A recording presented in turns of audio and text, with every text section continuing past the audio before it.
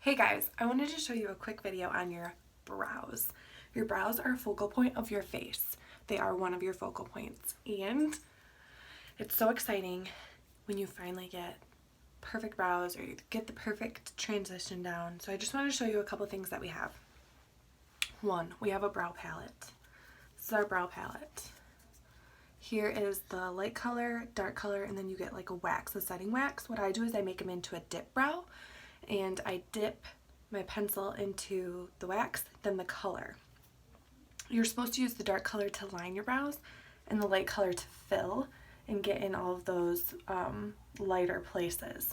When you buy this palette, I 100% recommend buying the Brow Artist brush. It has two ends, one being a flat end. This is the one I use for eyeliner. I don't really use this end. And the other one is more of like it's got like a tapered end where it comes to a point. This is what I use to line my brows. Now, we also have other methods that you can use. We have a brow pencil. It has a spoolie on the end, and then it's almost like a gel moussey type of liner.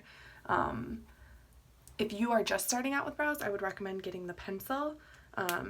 It's a lot easier to control, and it gives you kind of the idea of how to start lining your brushes or your brows and how to get the look that you want for your face.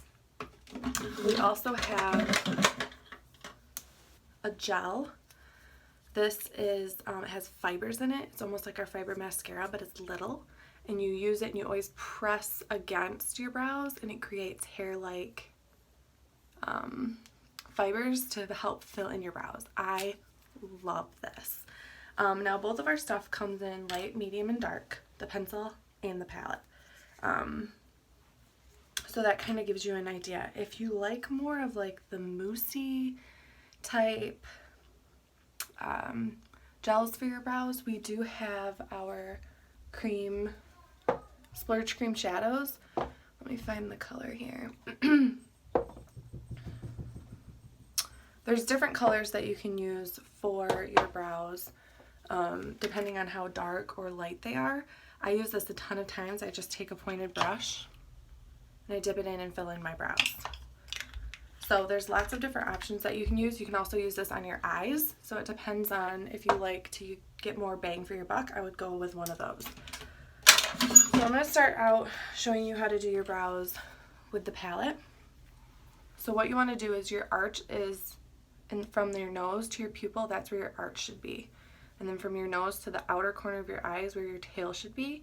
And then depending on how set apart your eyes are, you want the pencil to start at your nose, come to the corner of your eye, and that be where your eyebrows start. Now I always line my brows first, so I'm going to take my pencil, dip it into the wax, then I'm going to dip it into the powder, and I'm going to go right underneath and just kind of create that line. And I have a very light pressure on my pencil. Okay, I'm going to do the same with the other eye. Get underneath, create that line. I'm just making small hair-like strokes. And I'm going to come down to my tail. And remember, I don't want my tail to be longer than the end of my eye. And then do the same on the top. And again, I'm just dab, dab, dab, dab.